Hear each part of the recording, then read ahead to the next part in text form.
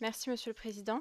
Je voudrais commencer en remerciant Monsieur Zulesi pour l'initiative de cette délégation et notre administrateur, Monsieur Taillet, pour l'organisation riche et minutieuse de ce séjour. De nos différentes entrevues au cours de cette COP15, il ressort d'abord un constat d'échec. Les objectifs d'Aichi, qui constituaient jusqu'ici le plan stratégique pour la diversité biologique 2011-2020 au niveau international, n'ont mené à rien. En ce qui concerne la France, notre stratégie nationale pour la biodiversité a un poids politique trop faible pour peser dans les prises de décision. Bref, nous n'avons pas réussi à inverser la tendance et nous avons toujours 1 million d'espèces menacées sur les prochaines décennies. Ce qu'il ressort également, c'est une première prise de conscience de la part des industriels. Que la biodiversité n'est pas seulement importante pour la beauté de nos paysages, non. Les industriels ont commencé à réaliser que leur production était directement impactée par l'état de cette biodiversité. Par exemple, le secteur de l'agroalimentaire. Des industries remettent en question certaines pratiques qu'elles encourageaient jusque-là, qui ont appauvri les terres en tuant les vers de terre tout simplement, les oiseaux qui régulent naturellement les prédateurs des cultures, etc., en réalisant que leurs terres sont aujourd'hui moins productives qu'elles ne l'étaient hier, et qu'il est peut-être temps de se poser la question de faire autrement. C'est effectivement l'un des constats qui ressortait majoritairement de nos entrevues, le besoin de sortir des activités néfastes à la biodiversité, la nécessité d'établir une empreinte de ces activités selon leurs impacts sur le vivant. Et très factuellement, ce chiffre cité. La moitié de l'empreinte de la France sur la biodiversité se trouve à l'étranger, ce qui nous amène une fois de plus à questionner la durabilité de notre modèle économique hypermondialisé et de nos traités de libre-échange. Avec cette donnée simple de l'IPBES, plus il y a d'intermédiaires dans la fabrication d'un produit, plus celui-ci a une empreinte forte.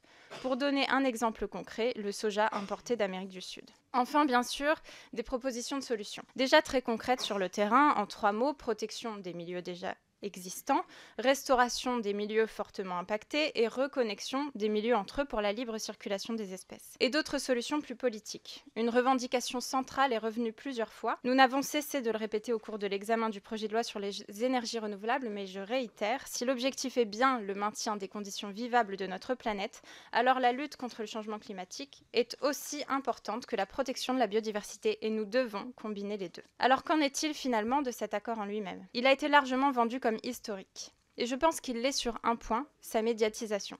Ces accords auront au moins permis de sensibiliser une partie de nos politiques sur l'importance de la biodiversité. Pendant une semaine, tous les médias ont donné les chiffres qui montraient l'urgence à laquelle nous avions à répondre. Bref, le sujet a porté. En revanche, en ce qui concerne le contenu de cet accord, je reste très sceptique.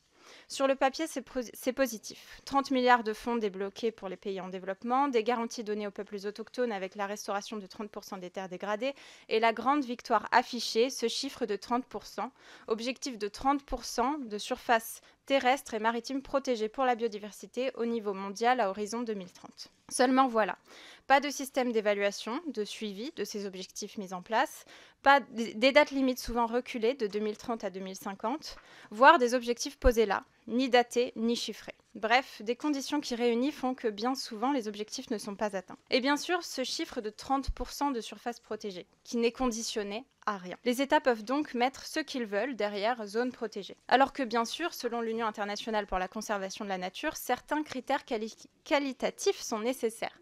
Notamment, ces zones doivent être sans activité industrielle pour être protectrices. Et là, j'en appelle à notre gouvernement avec gravité. Et j'en appelle à nous, parlementaires, et à notre rôle de contrôle de l'action du gouvernement. Car Madame Claire Nouvian et son ONG Bloom, qui œuvre pour la protection des océans et qui était présente au cours des négociations, nous alertent sur le comportement de notre gouvernement au cours de la COP15. La France serait allée voir d'autres pays pour insister sur ces lignes rouges à ne pas franchir, en insistant notamment pour que le 30% des zones protégées ne soient conditionnées à aucun critère qualificatif de protection. Notre gouvernement aurait donc participé à rendre ce texte complètement inefficace. Alors en effet, lorsque vous arrivez sur le stand de la France à la COP15, vous voyez déjà affiché en grand que plus de 33% de nos surfaces terrestres et maritimes sont protégées, et donc que la France aurait déjà rempli les objectifs. Mais rappelons que dans ces 33%, Emmanuel Macron a inclus les parcs naturels régionaux, qui ont certes plein de qualités pour plein de raisons, mais ne constituent pas des zones de protection telles que définies par l'UICN, et donc font grossir les chiffres alors même que nous ne sommes pas encore au niveau. Quant aux aires marines françaises protégées, les ONG militent pour faire entendre à quel point ces aires, au sein desquelles la pêche intensive est autorisée, ne sont pas du tout des zones de protection. Alors le gouvernement aurait-il bloqué pour ne pas avoir à faire plus d'efforts et à remettre en question par exemple ces activités de pêche industrielle intensive face au lobby? J'en appelle donc au gouvernement, à monsieur Christophe Béchu, pour nous apporter des réponses suite à ces accusations. car les éléments portés contre la France sont graves. Faire blocage sur un accord qui définit l'avenir de l'habitabilité de notre planète à échelle internationale est plus qu'insensé, c'est meurtrier. Je vous remercie.